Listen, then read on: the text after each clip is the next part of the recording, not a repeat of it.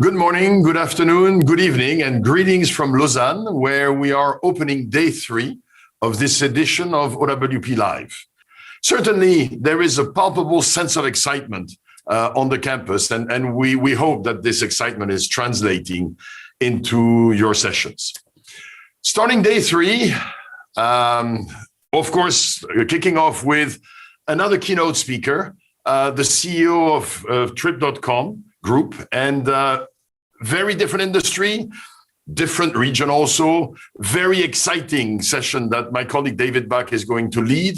We wish you a great day. A few sessions left for you to get new insights and get stimulated and energized. We'll see you then. David, all yours. Thank you so much, Jean-François. It's a pleasure to be with you. David Bach, Professor of Strategy here at IMD. I also serve as the Dean of Programs, and I'm delighted to welcome you to this keynote on day 3 and to welcome Jane Sun, the CEO of Tripcom Group. Good, so I'll proceed to introduce Jane while we're getting the connection. There she is. Hi, Jane. So good to see you. So Jane, as I said, has been the CEO of Tripcom Group since November 2016. Prior to that, she served as CFO and COO of the Tripcom Group. Jane was named one of Fortune's top 50 most powerful women in business 4 years in a row since 2017. She's the only female CEO in China's rapidly growing online travel industry, and also one of the very few female CEOs of a leading tech company. She joined Tripcom in 2005. Prior to that, she worked at Applied Materials and also at KPMG as an audit manager in Silicon Valley. She received degrees from the Business School of the University of Florida with high honors and a LLM degree from Peking University. And I've gotten to know Jane over the years as one of the most thoughtful, most generous business leaders with just a wide perspective on technology, on society, on international affairs. And I couldn't be happier that you've decided, Jane, to join us today for this conversation. Welcome. Thank you. Thanks for having me. Of course. So not everybody, Jane, is familiar with Tripcom's group, the diversity of businesses that you have, the global reach. Can you give people a little bit of a sense of the organization? Sure. First of all, thanks for having me. It's a great honor to be here. And I hope this session will give you some highlights as to how a Chinese internet company operates in a fast-growing economy. Trip.com is the largest travel company in China. We have about 400 million registered users. Every year, we sell about 700 million high-speed railway tickets, about 350 million air tickets, about 350 million hotel rooms, and we have about 45,000 employees around the world. And our offer stress for high quality of the services. For example, if you call our call center, within 20 seconds, a live person will answer the phone. Within 2 minutes, we'll finish a deal for you. If your flight leaves in 1 hour, we will make the reservation, issue the tickets, issue the boarding pass, get you on the plane as long as your flight leaves in 1 hour. So the service level is very high. And also we offer very comprehensive products. For example, if you take a business class from Shanghai to London, we'll push a 5-star hotel for you. And we will measure the hotel between the Four Seasons and Heathrow Airport and send a limousine service for you. And also recommend a Michelin restaurant for you. And also book the one-day tour tickets for you. So within Trip.com, you can have a very comprehensive product offering to serve your purpose. That's the highlights for our business. Wonderful. Thank you. So you've already hinted at the amazing innovation that Trip.com has brought to the industry, connecting different kinds of services to create integrated experience. You've spoken about the very fast reservation times. We'll speak a little bit about technology and the frontier of technology in your industry. But I know that so many of us are thinking about what can the travel industry tell us about where we're at in the recovery from this very challenging pandemic. I suspect that you and your colleagues looking at data saw very quickly, perhaps earlier than many of us, what was happening and how it was affecting society. And I suspect you're probably also in a position now where you can seeing how we're beginning to reemerge and how we're beginning to travel again. So what does that recovery look like as you see it from a societal level? But perhaps also, what is the prospect for business recovery in the travel industry? Sure. Last Q1 in 2020 was the most difficult quarter for us because China was the first in and the first out. And fortunately, the government did an excellent job containing the virus. So starting from Q2 last year, China has taken a very rapid recovery. For the May 1st Labor Day weekend this year, we have more than double-digit growth compared to 2019 pre-COVID level. Air ticket grew 20% to 30% year over year.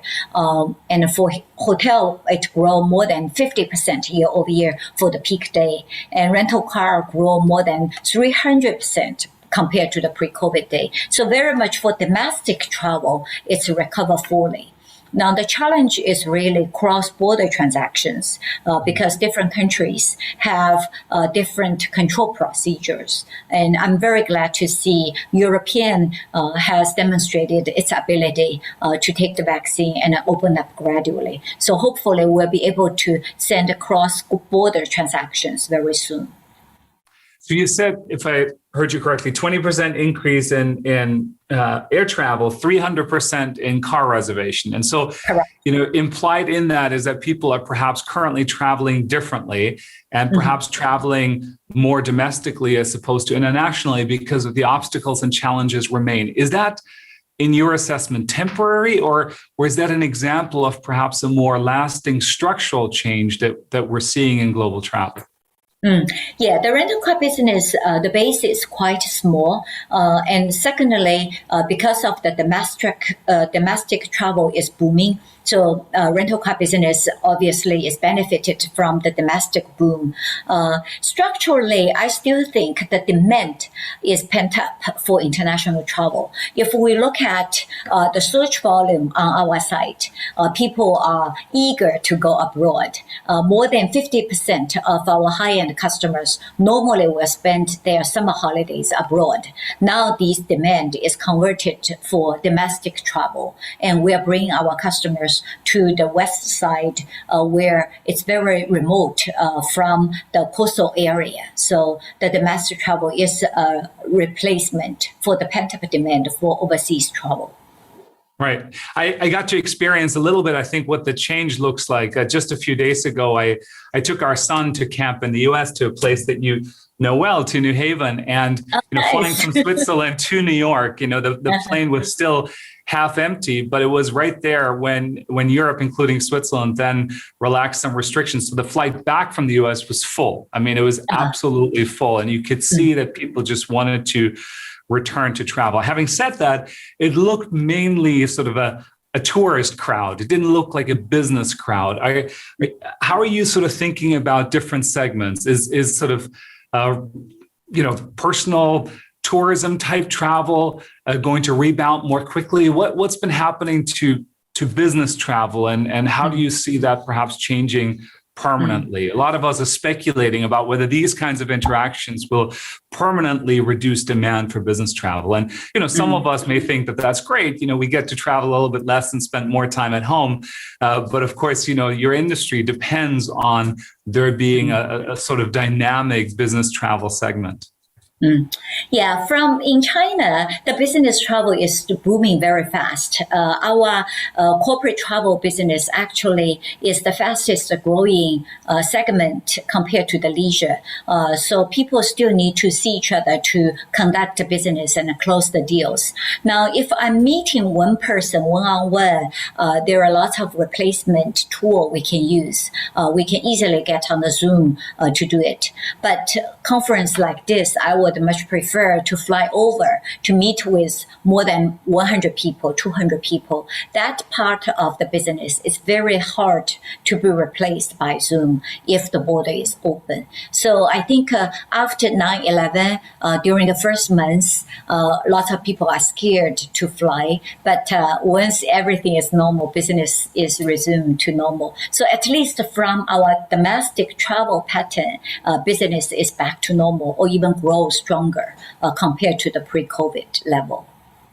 That's hopeful. Thank you for that.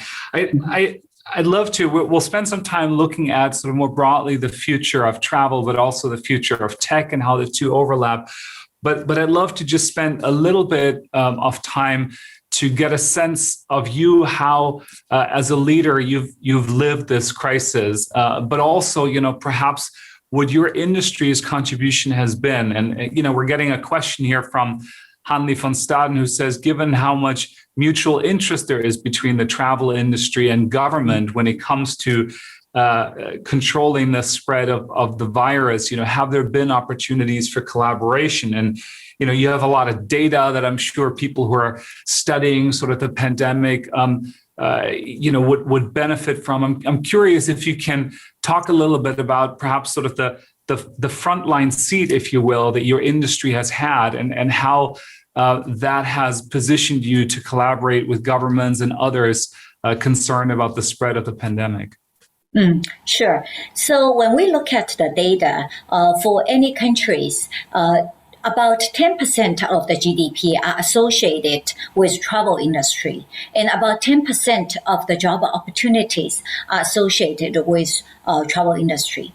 And for inbound travel, normally it can contribute to 3% of the GDP. And for some other countries, it's even higher. For example, for Thailand, they have done an excellent job. The inbound travel accounts for about 12 to 13% of their GDP level in a normal year. So travel definitely is one of the driving engine for economy. Secondly, it is also a wonderful channel for people-to-people exchange, particularly during the year where we have challenges. This serves as a non-political route for people to really see how people in other countries are working. So we every year brings more than 100 million of the tourists to countries around the world. And these people really have very strong buying power. For example, on average, our most expensive tour costs about 200,000 USD per person per trip, 80 days around the world.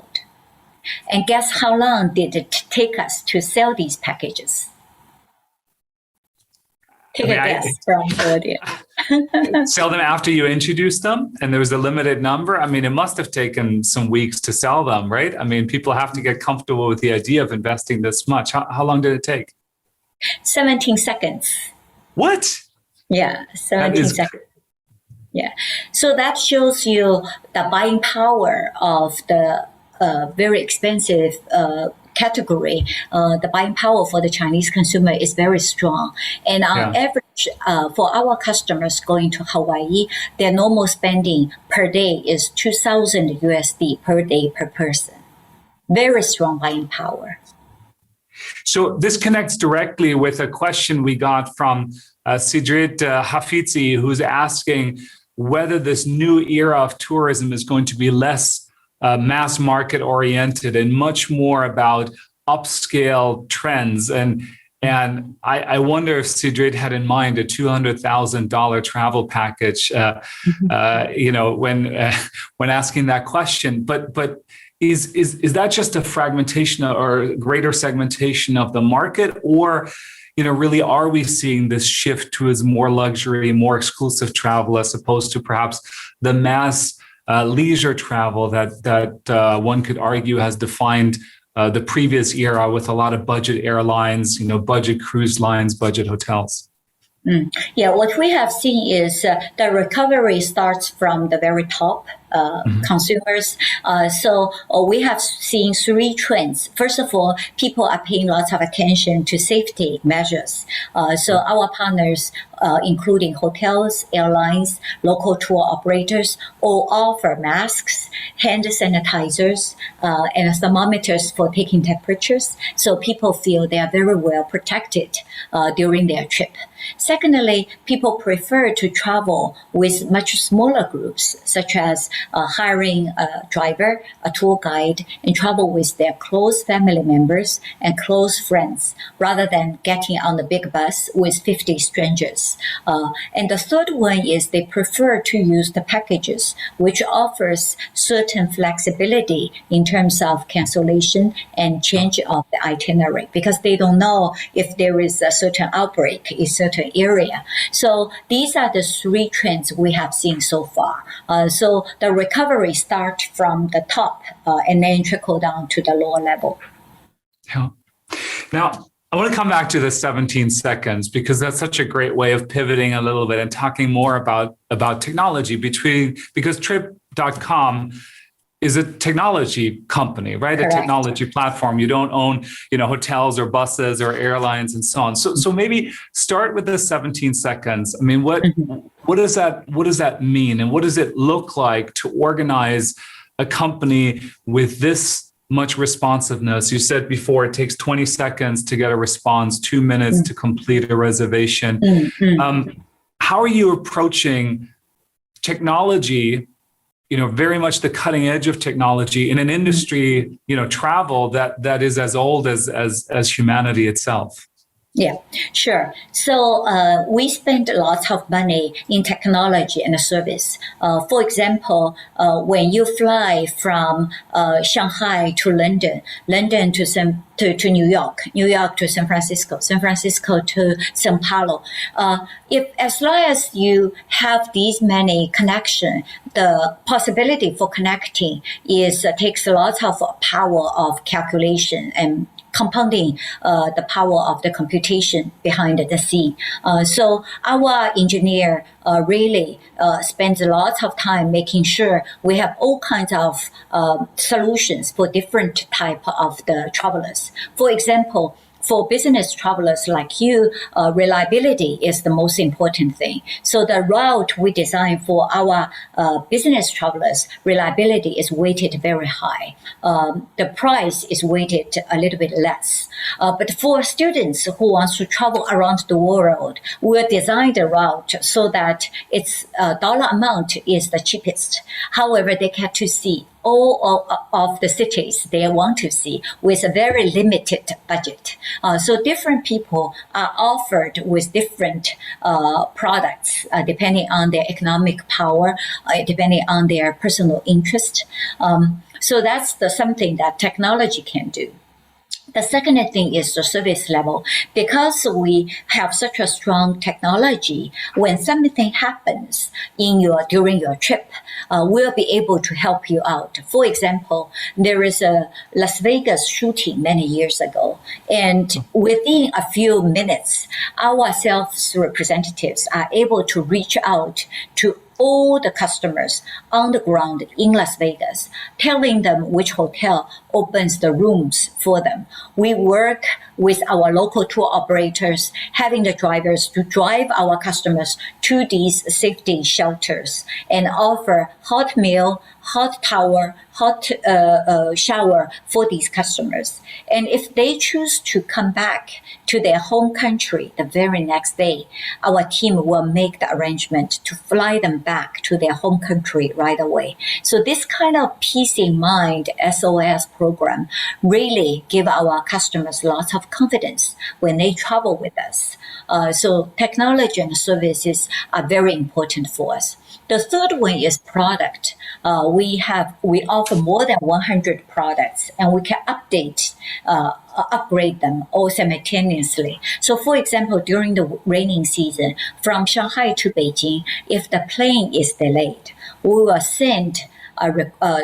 push high-speed railway tickets for the customers. We'll let the hotel know our customers will be late. We need to do a late check-in. We'll inform their driver to pick up our customer, not in the airport, but change it to the high-speed railway station. So all these are done with the power of the technology.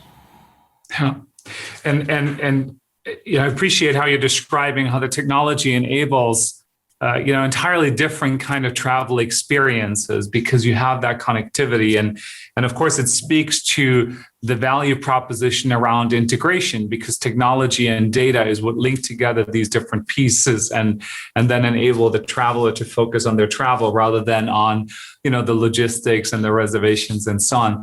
I'm reminded, when I was fortunate to visit with you in Shanghai a couple of years ago, you took me to your lab and made me look into a device and actually, try to reserve, on the app, a trip. And what you didn't tell me was that you were measuring my eyes at the same time to see where I was looking at the screen. Can you talk a little bit about the centrality that your phone, that the app has in the experience, and again, how you're working to get to a point where people within just a fraction of a minute can make these big purchases in an effective way? Yes, when we design our layout, we really want to make sure our consumer feels very friendly. The design is very friendly. So we look at how you track where the button is. Do you pay attention to orange color or blue color? And design the user interface in a way that is the most easiest for our customers to find the information in the right place. And if we can save one click, we will eliminate as many steps so our consumers can make a reservation on the cell phone all by themselves within a couple of seconds. So we do it in a very detailed manner.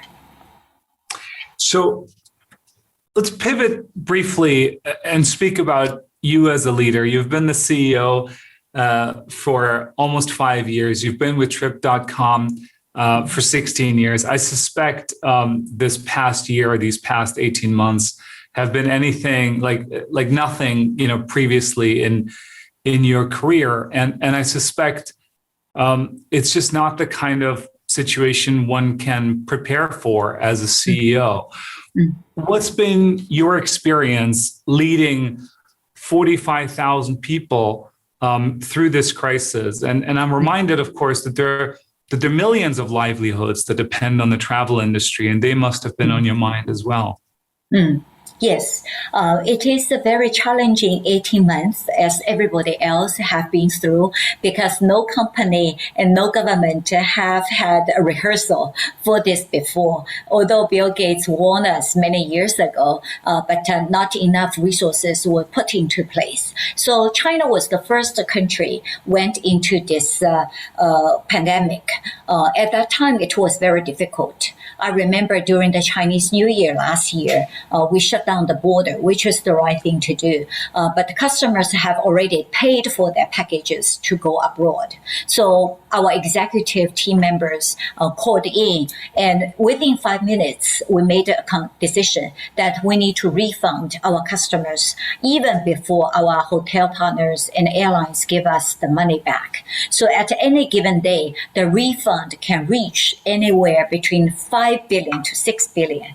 So at the end of the day, we refunded the customers 350 billion before our partners give us the money back. So our philosophy has always been customer first, partner second, Trip.com the third.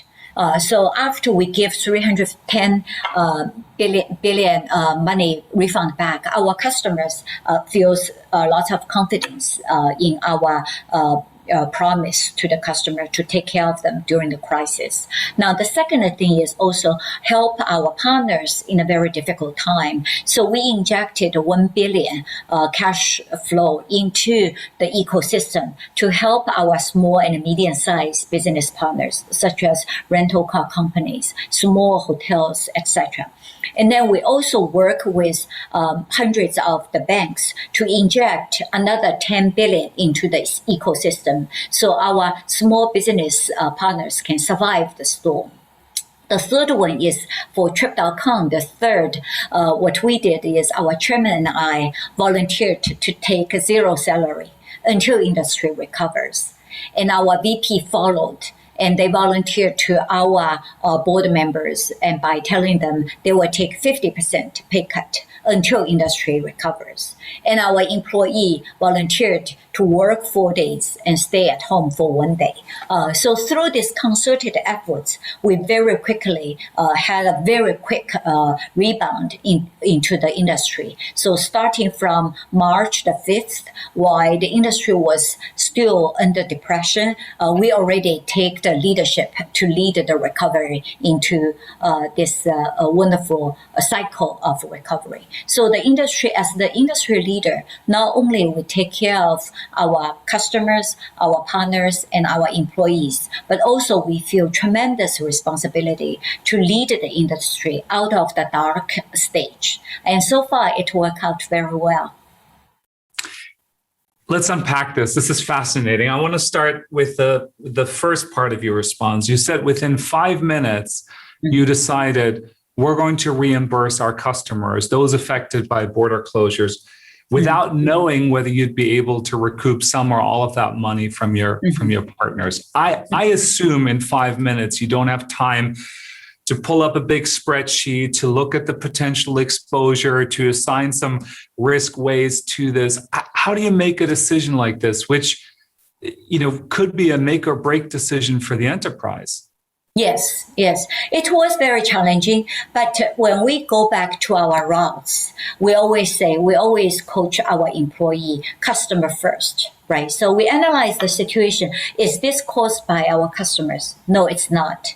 Is it caused by our partners? No, it's not. Is it caused by C-Trip? No, it's not. But somebody needs to take care of our customer. Who is it going to be? Do we wait for government refund, or do we wait for another 2 months to do that? No, that's not right thing. Customer trust Trip.com, they make the reservation with us. So at this critical moment, we have to step in to take care of our customers and take the responsibility for the industry. So very quickly, when we look at our value, core value, customer is always the center of our business. That's very quickly, we very quickly reached our consensus. And so while you said that there's no way to rehearse for something like this, you do have things that you can fall back on, and your values and your focus on customers that you've been telling your employees for years is what gave you guidance in this situation. How did you keep your team focused? You said, people worked from home, leadership took pay cuts. There's so much uncertainty. People are concerned about their own health, the health of their loved ones. How do you keep them focused? How do you keep them engaged? Because I suspect, so much work still had to happen, helping people get home, providing those with services who needed to move domestically, perhaps even because they got dislocated or delocated in this context. How do you keep your team focused in a situation like this? Yeah, the recovery really starts from the very top. 1.4 billion people really put tremendous efforts containing the virus. So the government asked everybody during the Chinese year, the best way to celebrate the Chinese New Year is stay healthy. So let's not move until we cut the chain of the spread. And people listened. The leading scientists were on TV telling everyone this is the reason why we need to do that. So people really listened. They respect the scientists respect what they told us. So within January and February, the virus was contained very well. So I remember I went into the office on February the 14th to lead the recovery for our work. At the beginning, everyone was wearing masks. Also, we make sure the temperature was taken, masks was wear, and then we use hand sanitizer when we have to get into the public spaces. But very quickly, the infection get to zero in China. The government has done excellent job. So gradually, the business is recovered to normal. So I think it's a concerted effort from the government, scientists, enterprises, individuals, and families.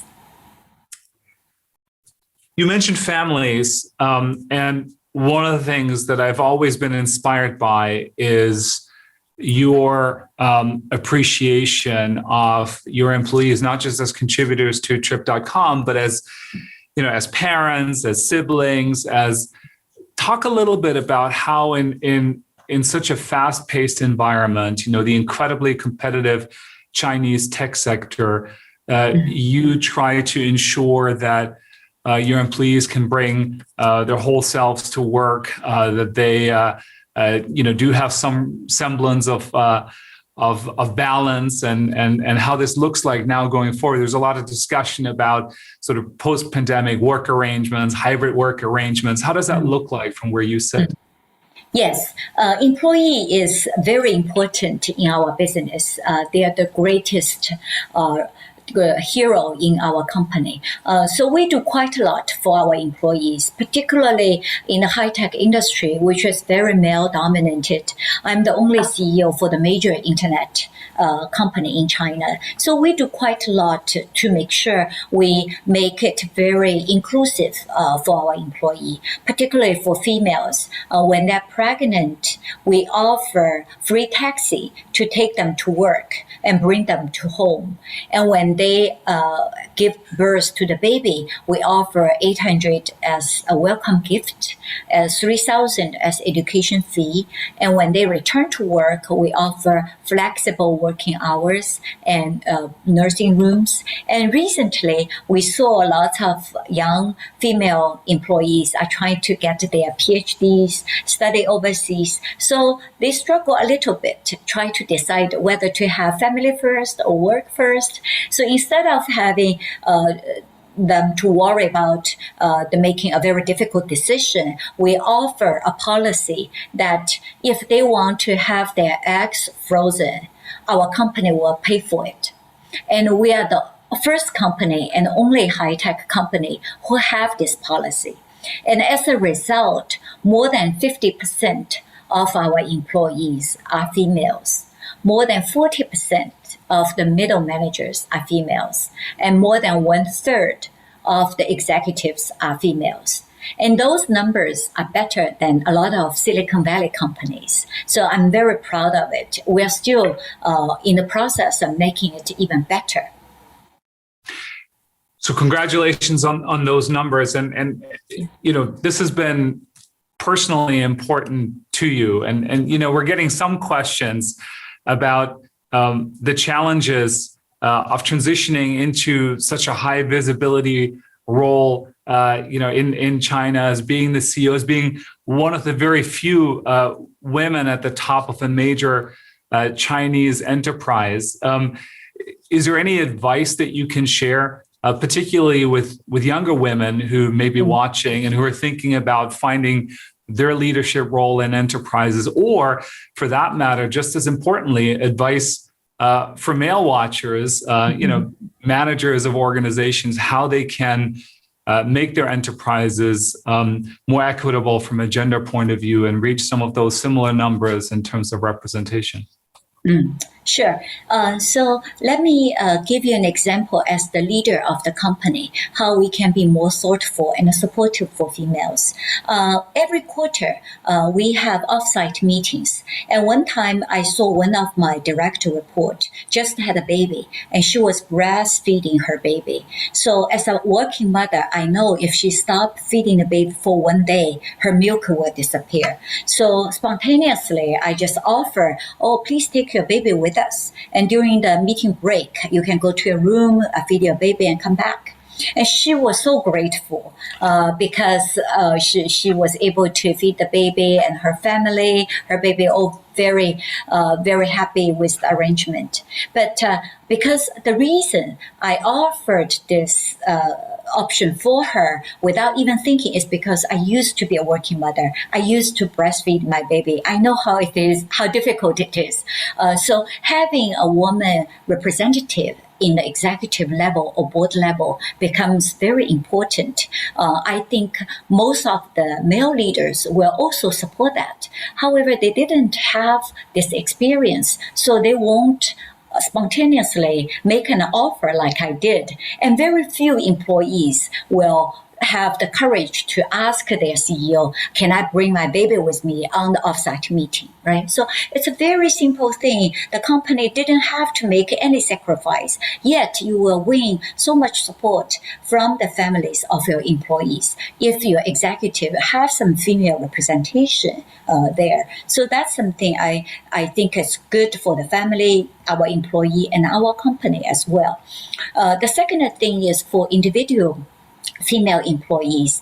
I think I see great traits for lots of females who work in our company. They are very good with putting themselves in other people's shoes, very good with communication, very good with team building, and also very willing to make personal sacrifice for the best interest of their team. So I have lots of confidence in our female leaders. So just be confident and try to push yourself from your comfort zone, and I'm sure you will do very well. Thank you for that. And these are lessons that apply to all organizations, and not just to yours, and not just to one led by a woman. We're getting questions here again on the chat. Great questions about innovation and striking balances. I'll use a couple of these if that's okay for you, just give you a sense. So one question that one of our participants is asking is about sustainability and the enormous challenge that, first of all, I mean, the climate crisis is very much in front of us. We have COP26 later on in the year. We have renewed efforts between the United States and China to put together more rigorous emissions reductions targets. And while the airline industry isn't the biggest contributor to climate change gases, it is one of, or has been one of the fastest growing ones, and one where substitutes perhaps not quite as obvious. How do you think about sustainability broadly, and in particular, what role your company, your technology, your data can play to help make the entire industry perhaps more sustainable? Sure. Again, I think sustainability becomes the major task for global citizens, and it has to be taken care of from different level. China made a promise by 2060 it will be carbon neutral, and every company needs to do their part, and individual needs to do their part. So for our travel package, we promote the concept of 3R, which is reduce, reuse, and recycle. So our travelers feel very proud. They participate in the sustainability travel program. If they contribute their loyalty points, we'll double that. And we'll also plant trees and making sure that our packages is has an eco-friendly concept in it. So our customers, particularly the young customers, are very strong in a concept that they will travel green. And we encourage every customers will keep 3 R's when they are traveling. So again, because you're increasingly this sort of interface with the customer, you can leverage growing demand, particularly among younger customers, for behaving in a more environmentally friendly way, and can guide them to those choices. We only have a few minutes left. What's next for Trip.com? You're describing a fairly robust recovery, at least domestically, but increasingly also cross-nationally. I know that you've invested quite a bit in content as well during this time. Where do you see the company going next? What is your next ambition for your team? Sure. So our business has 4 segments. One is for Chinese people travel within China, which is recovering very fast. We not only focus on the hot travel destination in a traditional concept, but also we go deep, go further within domestic China. That's the first piece. The second piece is for Chinese people travel abroad. That piece still is pent up, although the border is not opened. We already see huge pent-up demand. So we are helping different travel destinations such as UAE's, Singapore's, European Union to do some online travel on the cloud. So we can promote different travel destinations online so that customers are thinking about these travel destinations. Once the border opens, they will be the first batch to go to these travel destinations. So we are working with many travel bureaus in different countries to promote the outbound travel.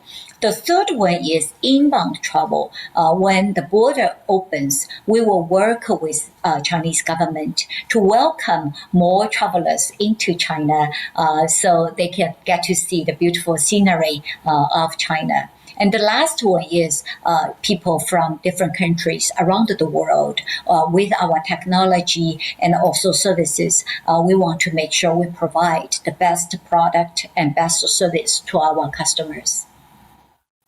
So you spoke before about people-to-people connections and the important role that the travel industry plays in fostering global understanding. And when you look at some of our politics and some of the headlines, perhaps we've missed some of that person-to-person interaction. Where you sit, are you hopeful about global understanding? Are you worried? And what role do you think your industry can play to get us again to a point where we remember all the common challenges that we have, rather than focus on perhaps some of the differences among us? Sure. I was born in China, but I spent almost 20 years in the USA. My host family in the USA are almost my parents in the USA. And we established scholarships in my university to help the international students. And the scholarship is named after Professor Baldwin and his wife to thank them for their love for my family. And I also bring my children to travel around the world, no matter it is in Europe or in poor villages in Africa or in the refugee camps in the Middle East. When I talk to different families, we almost share the same topics, which is for our children to have good education, for our young people to have good career paths, for our family to have peaceful and prosperous life. That's not an American dream or European dream or China dream. It's a dream for human beings. So I'm very hopeful and committed to promote global travel and use it as a great and a friendly channel to bring people together and maximize our shared interest and promote global peace. Jane, I'm so grateful for the time you spent with us. We have had so much engagement from our participants. You shared just wonderful insights about your company, your industry, how you weathered the crisis. how you're innovating, how you're bringing value to your customers and to your partners, your own trajectory as one of the few women leaders of a large Chinese company, and particularly a tech company. And you just finished with an important reminder that traveling globally isn't just a means to an end. It's also an end in its own right, for us to get together and realize our shared humanity. Thank you so much. All the best. Thank you so much. Thank you. I hope and I love we can to welcome invite you. I love to invite every one of you to come and visit us in China when everything returns normal. Wonderful. And I was going to invite you to visit us here in Lausanne. So let's do both of those things when things are possible again. All the best. Thank you so much. Thank you. Have a wonderful day.